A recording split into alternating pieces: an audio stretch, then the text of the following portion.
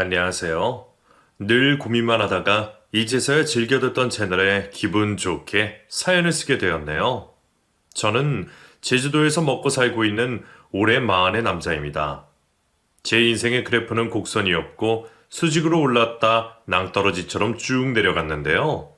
젊은 나이에 참 많은 걸 이루기도 했고 제대로 망해봐서 그런지 지금은 욕심을 내려놓고 살고 있답니다. 제 인생의 많은 굴곡 중 정말 기가 막히고 소스라치게 놀랄만한 사건을 여러분들께 들려드리겠습니다. 부디 끝까지 제 사연 롤러코스터를 타시고 재미와 스릴까지 느껴보시길 부탁드려요. 제주도 토박이인 저는 고등학교 졸업 후 곧장 취업을 했습니다.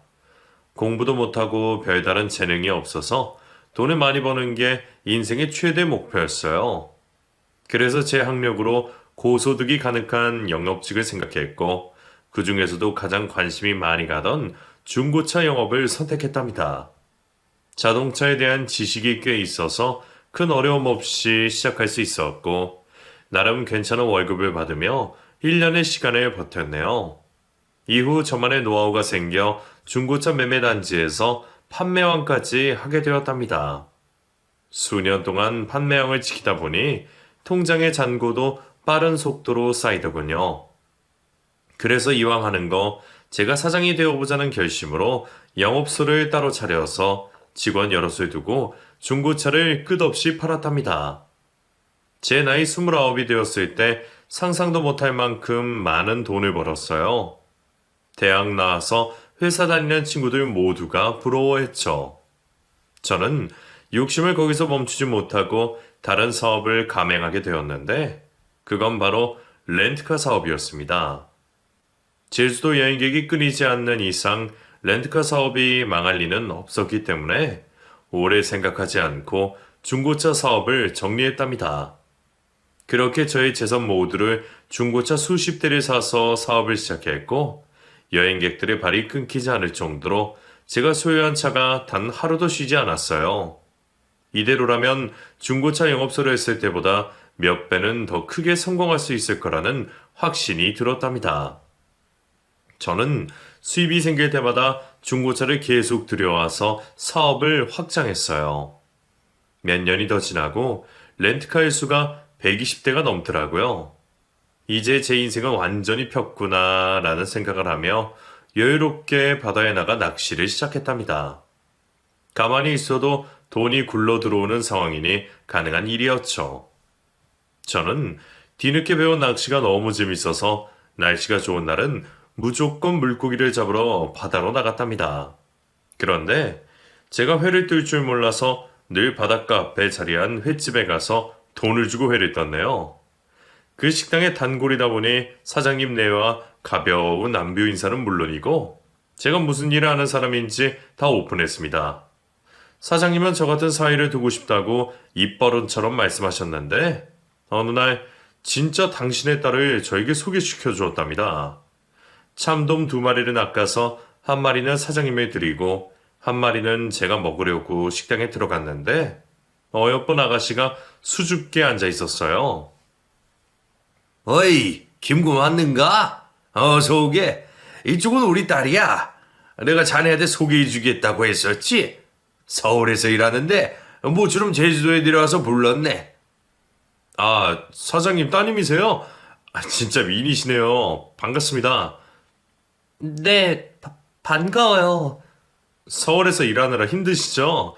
거긴 매일이 치열하다던데? 맞아요.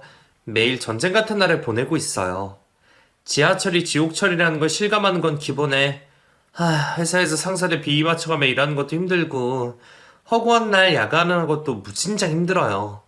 취미생활은 꿈도 꾸지 못한다니까요. 다 때려치우고 좋은 남자 만나서 시집 가고 싶은 심정이에요. 진짜 많이 힘드셨구나. 일단 제가 잡아온 참돔 같이 먹어요. 자연산이라 입에서 살살 녹을 겁니다. 그렇게 사장님의 딸과 갑작스러운 소개팅을 하게 되었고 재밌는 수다를 떨며 시간을 보냈어요.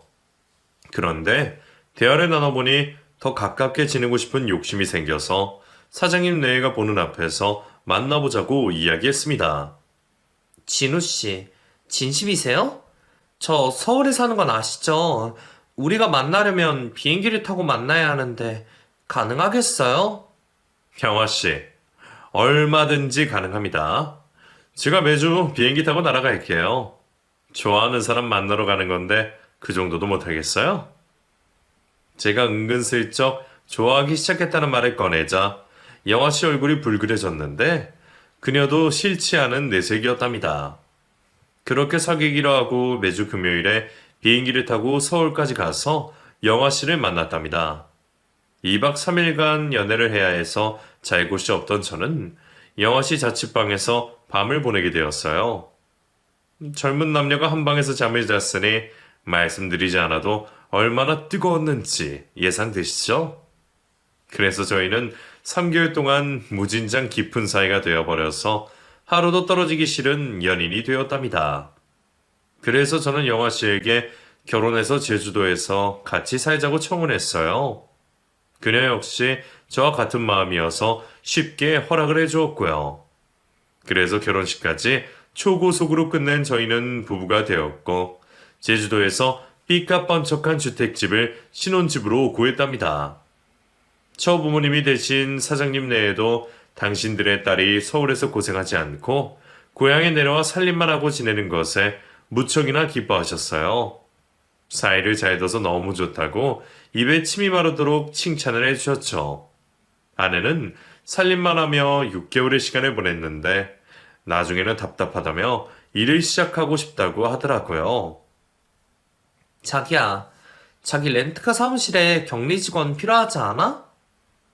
격리 직원 있는데 왜? 그래? 아니, 내가 서울에서 인사팀에서 일했잖아.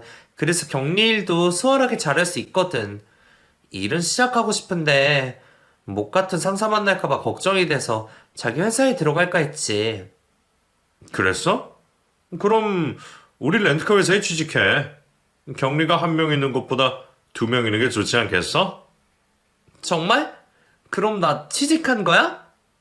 야호, 이제 나도 돈 번다. 에이그, 서울에서 일하는 게 싫어서 맨날 투정 부리더니 6개월 놀았다고 벌써 일하고 싶니? 그리고 매달 생활비로 500만 원씩 주는데 꼭 돈을 직접 벌어야겠어? 여하튼 남편 회사 와서 일한다고 요령 피우면 안 된다. 걱정하지 마. 나도 그럴 생각 추호도 없거든. 또 전에 다니던 회사에서도 일 처리 하나는 완벽했다고. 그래서 아내는 제 회사에 들어와 격리 사원으로 일하게 되었습니다. 기존에 있던 격리의 일은 절반으로 나눠서 일을 시켰더니 효율성이 올라가더라고요. 또 믿을만한 사람이 사무실에 앉아 있으니 제 마음도 편안해졌답니다. 아내와 출퇴근도 같이 하고 항상 붙어 있으니 더 좋더라고요. 결혼한 지 오래되었으면 싫을 수도 있겠지만 저희는 연애 3개월에 신혼 1년차 부부여서 늘 새내기 커플처럼 손을 잡고 다녔답니다. 그렇게 모든 게 완벽한데 다른 격리사원이 저에게 할 말이 있다며 대표실로 들어왔습니다. 이야기의 주제는 아내였어요. 사장님, 지출 내역을 줘야 하는데 이상한 점이 있어서요. 이상한 점이요? 네, 영화 씨가 맡고 있는 렌트카 정비 내역서를 보니까 터무니없이 많이 들어갔습니다. 지금까지 이 정도의 돈이 나간 적이 한 번도 없어서 말씀드리는 거예요. 좀 봅시다. 격리 직원 말대로 아내가 정리한 문서는 조금 문제가 있어 보였습니다. 수리 내역과 잡다한 지출의 금액이 크게 잡혀 있더라고요. 카센터에서 넘어온 영수증과 분명한 차이가 있었죠. 사업하는 저로서는 아내를 추궁하고 바로 잡아야 했지만 남편으로서는 눈 감고 넘어가 주는 게 좋겠다는 생각이 들었죠. 아, 이거 저도 알고 있는 겁니다. 아무래도 차가 오래되다 보니 들어가는 부품이 장난 아니더라고요. 영수증보다 높게 잡혀 있는 건 카센터의 대금을 제 돈으로 메꿔서 그런 거니까 신경을 쓰지 않아도 됩니다. 그래요? 그럼 제가 괜한 말씀을 드렸군요. 아니에요. 충분히 그럴 수 있습니다. 어쨌든 말씀 감사해요. 그렇게 아내가 삥땅 치는 걸 눈 감아주고 넘겨버렸습니다. 큰 돈도 아니고 다음엔 이러지 않겠지라는 생각을 했죠. 한편 처부모님이 아내를 빼고 저를 가끔 불렀습니다. 무슨 일인지 나가보면 꼭 돈 이야기더라고요. 김서방, 이번에 자네 처남이 장사를 하고 싶다는데 좀 도와줄 수 있겠나? 많이는 아니어도 조금은 도와줄 수 있지? 장모님, 처남이 장사를 한다고요? 멀쩡한 회사를 때려치운 거예요? 거기 월급도 적고 비전이 없는 것 같대. 프랜차이즈로 피자집을 차리고 싶더라. 제가 얼마나 도와줘야 하죠? 큰 거 2장만 해줘. 2억이요? 장모님, 그 돈이면 아예 제가 피자집을 차려주는 거나 다름없잖아요. 아이, 자네 능력 정도면 그 정도는 쉽게 마련할 수 있잖아. 그리고 자네도 알다시피 우리한테 재산이 있나 뭐가 있나. 믿을 건 김서방 자네뿐이라고. 돈을 잘 벌어도 안 좋은 점이 있더군요.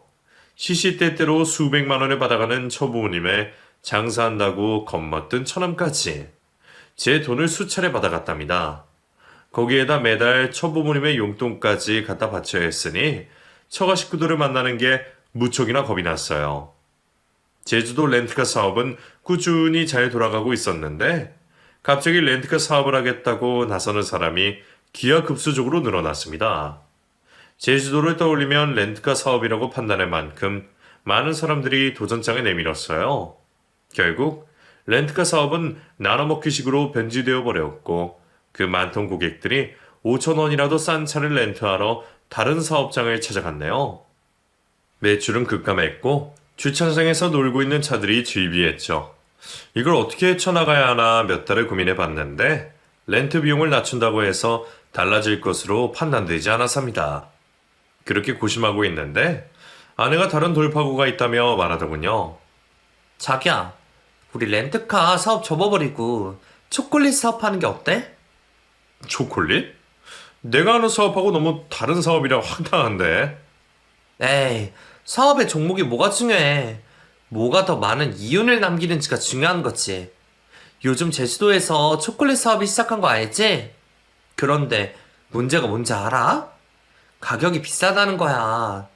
우리가 공장을 매입해서 기획 가동해서 직접 초콜릿을 찍어내면 어떻겠어?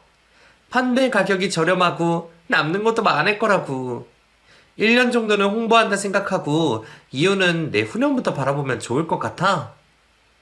자기 말은 이해가 되는데 초콜릿이 잘 될까? 유행처럼 지나가는 거면 어떡해. 그렇지 않아. 조금 더 시간이 지나면 제주도 한라봉보다 초콜릿을 더 많이 기억하는 날이 올 거라고. 그 당시에는 초콜릿이 유행하긴 했지만 지금처럼 돗자리 깔고 파는 시대는 아니었어요. 고급 상자에 포장해서 비싼 값에 팔리던 시기였죠. 아내의 말을 들어보니 지금 하는 렌트카 사업이 언젠가 망할 것 같아서 마음을 초콜릿 쪽으로 기울였답니다. 몇 달 뒤 최종 결심을 하게 된 저는 아내와 공장부터 알아보았어요. 공장 임대료는 그닥 비싸진 않았는데 초콜릿 만드는 기계가 너무 비싸서 마음의 곤욕을 치르게 되었죠. 또 사무실과 판매점까지 마련해야 해서 저의 전 재산을 초콜릿에 불태워버렸답니다. 이게 망하면 제 인생은 그대로 낭떠러지의 선꼴이 될 거였죠. 하지만 다행히 저희가 만든 초콜릿은 가격도 저렴하고 맛도 제주도에서 파는 비싼 초콜릿만큼이나 맛있었습니다. 관광객들의 입소문을 타며 줄을 서서 사는 초콜릿 가게가 되었죠.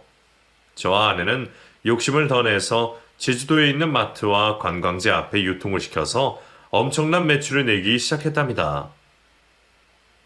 우와, 자기야. 우리 이번 달 매출이 3천이야. 이렇게 가다간 나중에 월 1억까지 찍겠는걸? 이게 다 당신 덕이야. 우리 조금만 더 힘내서 초대박을 내보자. 제주도의 초콜릿은 우리 것만 팔리게 만들어보자고. 그렇게 신나함에 일을 했는데 이건 역시 시간이 지나자 초콜릿 사업하겠다는 사업들이 몰려들었어요. 게다가 가격도 저희 제품보다 3분의 1이 저렴해서 관광객들의 손을 사로잡았네요. 이에 저희도 마찬가지로 가격을 인하하고 어떻게 해서든 사업을 계속 끌고 가려고 했어요. 결국 원가에 아주 조금 남는 이윤으로 사업을 이어갔는데 직원들 월급과 공장과 판매점 임대료를 밀리는 날이 왔어요. 저에겐 이 초콜릿 사업이 마지막이었기 때문에 절대로 포기할 수 없었죠. 하지만 나날이 빚은 쌓여갔고 직원을 모두 그만두게 되어 사업을 이어갈 수 없는 지경이 되어버렸습니다. 돈을 빌리려고 백방으로 뛰어다녔는데 저에게 신세진 사람들 모두 등을 돌리며 모른 채 했고 저에게 빨대를 꽂고 쭉쭉 빨아먹던 처부모님과 처남은 온갖 인상을 쓰며 거절했답니다. 결국 돈을 구하지 못한 저는 눈물을 머금고 폐업을 결정해야만 했네요. 폐업을 했는데도 남아있는 빚이 1억이 넘었답니다. 모든 걸 잃다 못해 지하로 빠져버린 저는 죽고 싶은 심정이었어요. 그런데 엎친 데 덮친 격으로 아내가 충격적인 말을 건넸습니다. 자기, 이제 완전히 망했네. 우리 그만 이혼하자. 뭐라고? 이혼? 이혼. 이제 쥐뿔도 없는데 내가 계속 당신 옆에 붙어있을 이유가 없잖아. 당신 너무하는 거 아니야? 초콜릿 사업은 당신이 하자고 했잖아. 내가 망한 게 아니라 우리가 같이 망한 거라고. 게다가 돈이 없으니까 바로 날 쳐버리겠다는 건 너무한 거 아니야? 내가 당신한테 이것밖에 안 되는 사람이었어? 그 정도밖에 안 되는 인간이야. 애초에 돈 많고 잘난 놈이어서 결혼한 거라고. 그리고 난 사업을 추천만 했고 결정은 당신이 한 거잖아? 당신 능력이 딸려서 망한 걸 나까지 붙잡고 늘어지지 마. 추해. 또 빚쟁이들이 나한테까지 돈 달라고 하는 날이 오면 어찌할 거야? 난 그 꼴은 못 당하니까 이혼하고 혼자 빚 갚으면서 살아. 의자로는 그럼 당신이 알거지니 받을 것도 없겠지?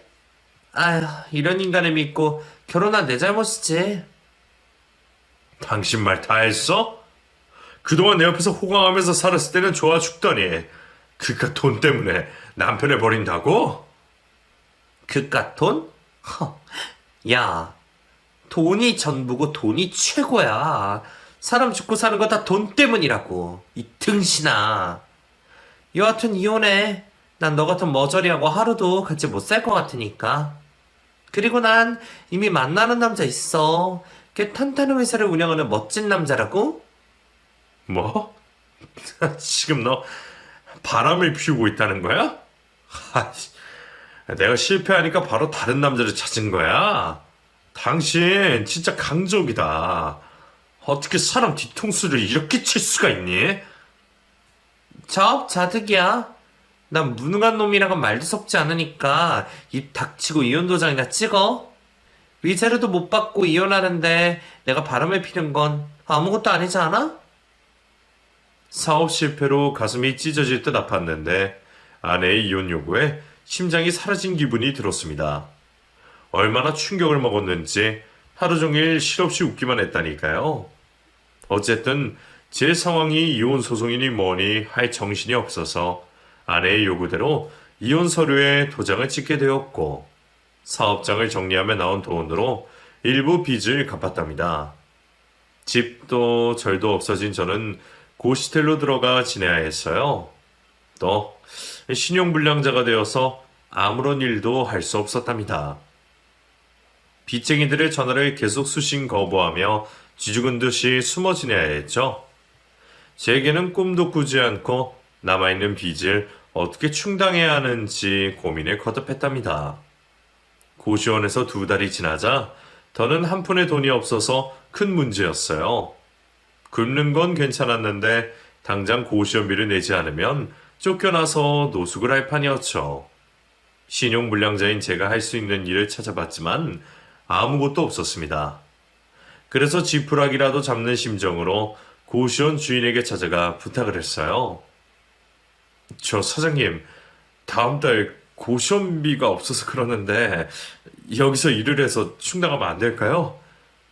제가 사업하다 망해서 신용불량의 빚쟁이들에게 쫓기는 신세여서요.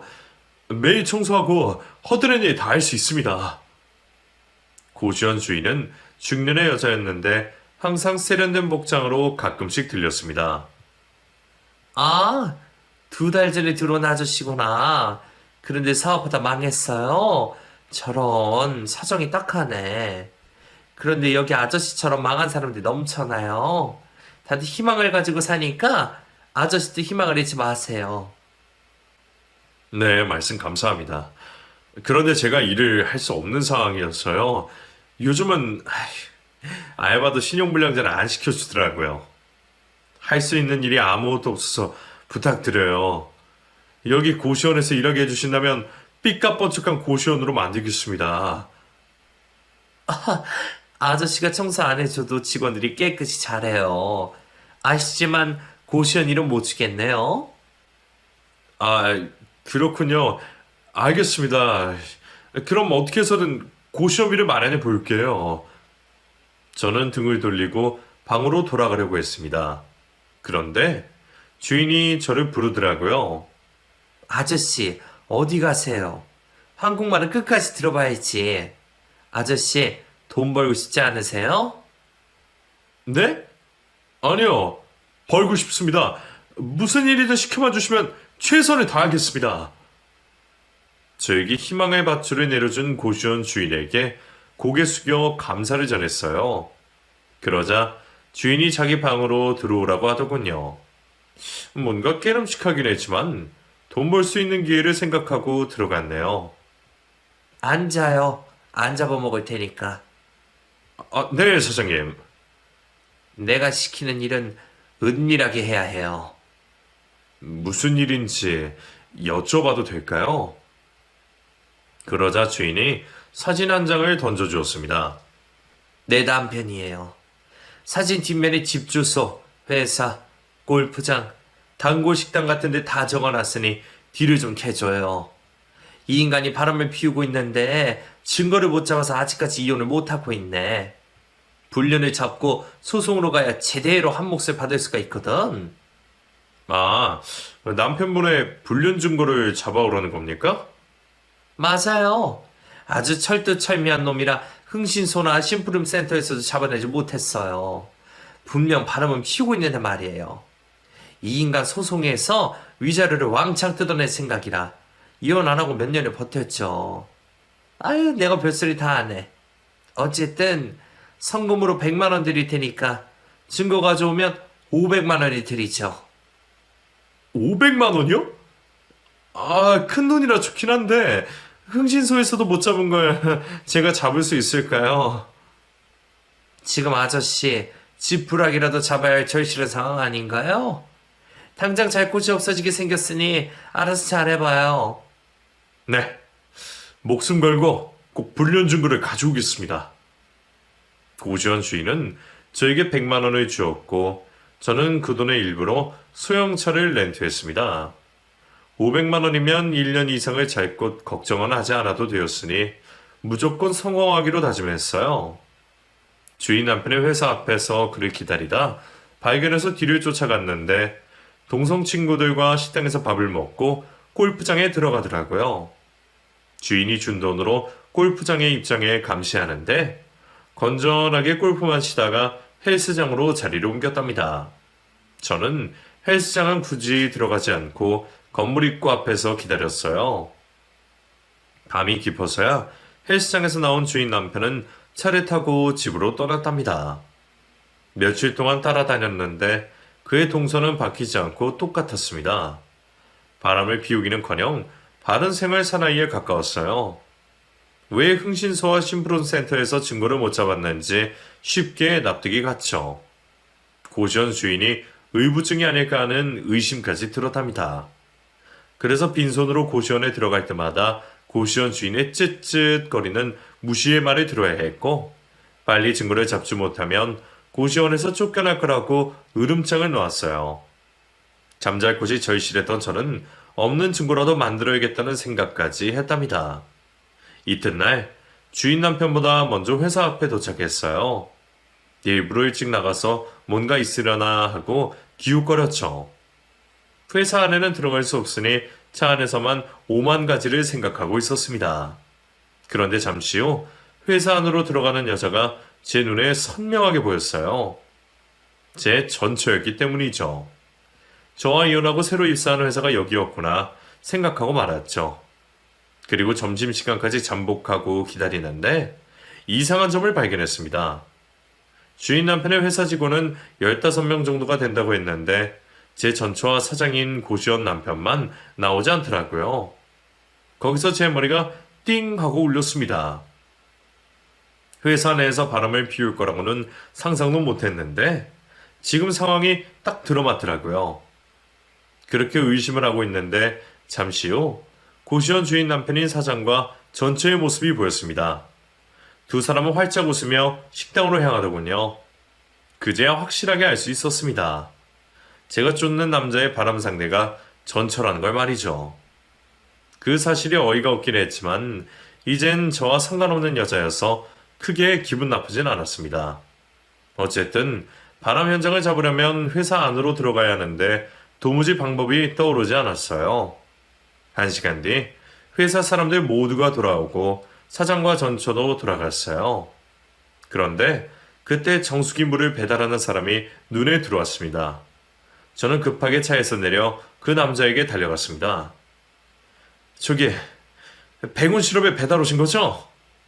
네, 맞습니다. 잘 됐네요.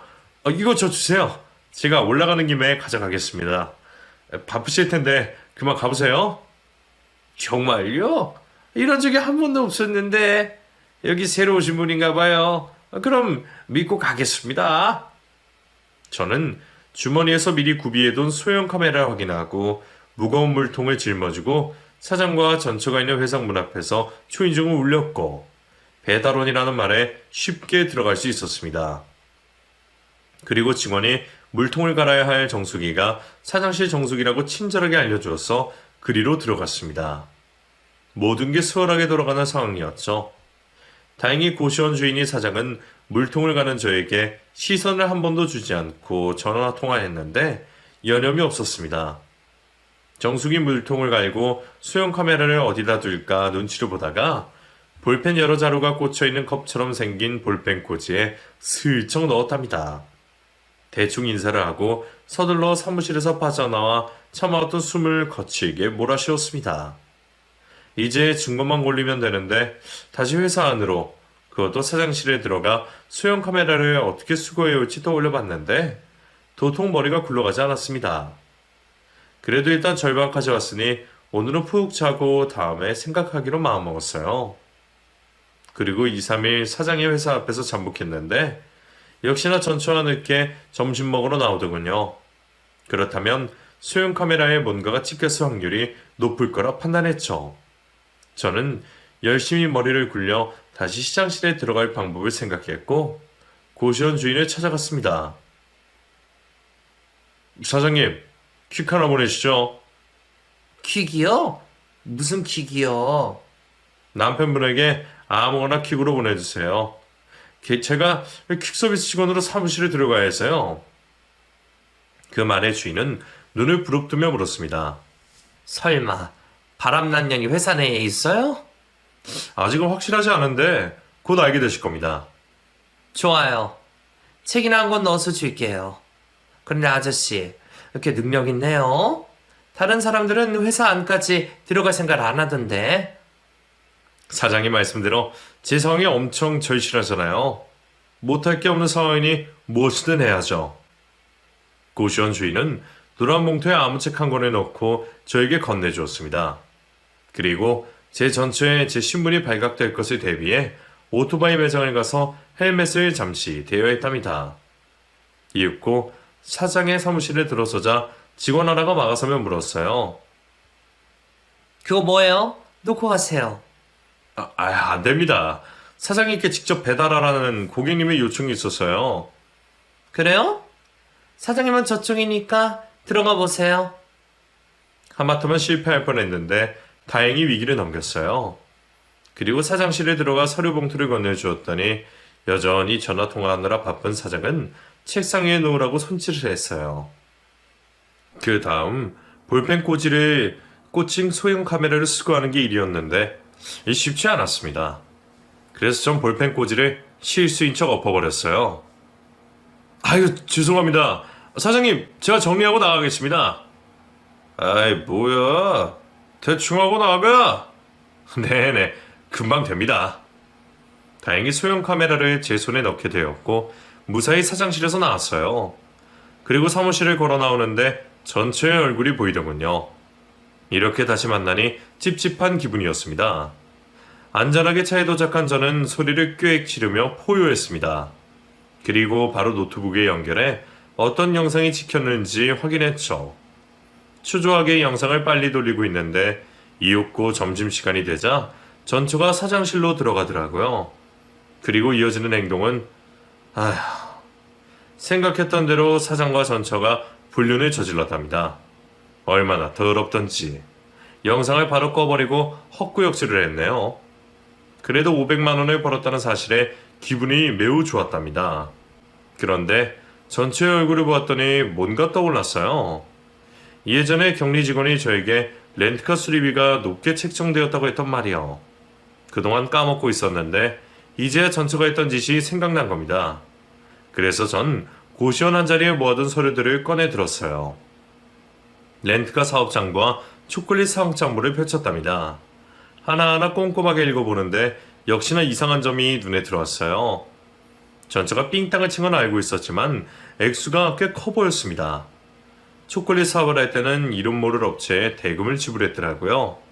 백방으로 알아보니 역시나 유령회사였고 그 수익을 자기 주머니로 홀랑 빼돌린 거죠. 이런 내역을 하나하나 밝혀내자 정확히 2억이라는 거금이 나왔답니다. 돈 한 푼 없는 저를 모질게 버리고 바람나 떠난 전처에게 제대로 복수할 기회가 찾아온 걸 알 수 있었죠. 정리가 되고 고시원 주인에게 자기 남편과 제 전처가 바람 피우는 영상을 보여주었습니다. 이야, 아저씨 대단하네. 이거 사람 보는 눈이 있는 건가? 어쨌든 수고했어요. 500만 원 바로 드리죠. 하지만 저는 돈을 거절했습니다. 저 사장님, 500만 원 말고 저한테 변호사 좀 소개해 주면 안 될까요? 이 영상 속의 여자가 제 천처인데 지난 일로 고소를 좀 해야 할 것 같았어요. 제가 사업할 때 횡령을 많이 했더라고요. 그래서 형사고소와 민사고소를 동시에 진행할 계획입니다. 뭐라고? 2년이 아저씨 전처라고요? 아유, 세상에 저 유지경이네.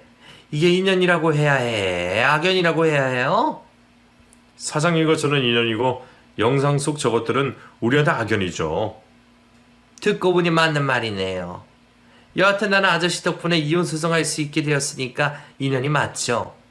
그럼 내 변호사를 같이 찾아가 봅시다. 이 바닥에서 그 실력 있는 사람이니까 잘 도와줄 거예요. 그래서 고시원 주인은 이혼 소송을 하게 되었고 저는 아내를 업무상 횡령죄로 손해배상을 청구했습니다. 며칠 뒤 고소장을 받은 전처는 바로 저에게 전화를 걸어왔어요. 만나서 얘기하자며 친절하게 말하더라고요. 저는 무서울 것 없고 잃을 것도 없으니 나오라는 곳으로 찾아왔습니다. 이윽고 고개를 푹 숙인 전처가 고개를 들며 불쌍한 표정을 짓더군요. 자기야, 얼굴이 반쪽이 됐네. 그동안 어떻게 지난 거야? 이거 왜 이래? 나한테 관심 없는 거 아니까 본론만 이야기하자. 알겠어, 자기야. 나한테 보낸 고소장 뭐야? 업무상 횡령이라니. 그냥 용돈벌이로 조금 삥땅 친 거 가지고 치사하게 1억이야? 뭐? 용돈벌이? 넌 용돈벌이로 회사 돈을 2억이나 빼돌렸냐? 내가 뒷돈 빼돌리는 건 알고 있었는데 너 이 정도일 줄은 몰랐다. 지금 나한테 그 돈이면 빚을 갚고도 남는 돈이라고. 내가 그렇게 많이 빼돌렸나? 암튼 그때는 우리가 부부였잖아. 당신 돈이 내 돈이고 하는 시절이었다고. 잘난 남편 덕에 돈 좀 쓴 거잖아? 어이가 없네. 내가 당신한테 갖다준 생활비가 얼마인데 그따위 말을 해? 너 이 돈 다 쓰고 없냐? 그럼 네 부모님 식당을 팔아서라도 갚으면 되겠네. 그리고 형 사고소까지 해서 조만간 경찰서에 출석해야 할 거야. 뭐? 그게 정말이야? 나더러 돈도 다 내놓고 감옥까지 가라고? 자기야, 이건 해도 해도 너무하잖아. 따지고 보면 당신한테 위자료 한 푼 못 받았다고. 그 2억으로 위자료 준 거로 퉁치고 넘어가도 되지 않아? 내 말이 틀려? 인연이 진짜 끝까지 잘못을 모르네. 야, 내가 이러면서 너랑 너 부모님한테 갖다 준 돈이 3억이 넘어. 그만하면 충분히 베푼 거 아니야? 그리고 나랑 이혼도 하기 전에 바람부터 피운 년이 무슨 자격으로 위조를 받아? 난 법대로 할 거니까 그런 줄 알아. 이만 가니까 사회에서 먹는 거 실컷 즐기라. 제가 자리에서 벌떡 일어나자 전처가 무릎을 꿇고 제 다리를 붙잡았습니다. 눈에는 눈물이 맺혀 있더군요. 자기야, 제발 이러지 마. 우리 부모님 그 식당이 전부란 말이야. 아무 잘못 없는 우리 부모님같이 피해보지 않게 해줘. 그래? 그럼 너 감옥 가는 거 괜찮고? 어? 아니, 그것도 참아줘. 제발 부탁이야. 나 이제 겨우 먹고 살만해졌는데 인생 망치고 싶지 않아. 자기가 원하면 재결합이라도 할 테니까 제발 고소를 취하해줘. 내가 이렇게 빌게. 전처는 손이 부르틀 때까지 빌면서 애원했습니다. 하지만 저는 봐줄 마음이 하나도 생기지 않았어요. 싫은데? 넌 시궁창이 뭔지 제대로 맛봐야 해. 나의 남편이 아닌 돈으로만 본 죄가 어떤 것인지 알아야. 아, 맞다. 한 가지 추가된 게 있어. 너 지금 바람 피우는 회사 사장 말이야. 얼마 뒤면 이혼소송 당할 거야. 내가 너랑 사장이 바람 피우는 증거를 잡아서 사장 아내한테 줬거든. 그래서 널 상간녀로 손해배상 소송을 한다더라. 어떡하냐. 네 집 식당을 팔아도 다 갚지 못할 텐데. 뭐야, 당신? 도대체 나한테 무슨 짓을 하는 거야? 내가 뭘 그렇게 잘못했다고 이렇게까지 복수하는 거냐고? 몰라서 물어? 모든 걸 잃고 죽고 싶은 심정일 때 헌신짝 버리듯이 날 버린 거. 망한 걸 알게 되자마자 돈 많은 놈하고 바람난 거, 그리고 기타 등등. 이 정도면 대답이 됐으려나? 너 여기서 무릎 꿇고 있을 때가 아니야. 재판이 그리 멀리 있지 않다고. 미리미리 돈을 구해놓는 게 좋을 거야. 그러자 전처는 오해라며 제 다리를 더 세게 붙잡았습니다. 자기야, 내가 죽이려냐? 내가 천하의 나쁜 년이야? 모두 인정하고 사과할게. 너 시키는 거 다 할 테니까 형사고소만 막아줘.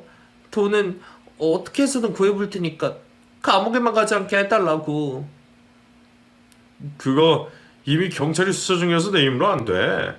너 횡령죄가 얼마나 무서운 죄인지 모르는구나. 이미 내 손을 떠나서 이런다고 달라질 거 없어.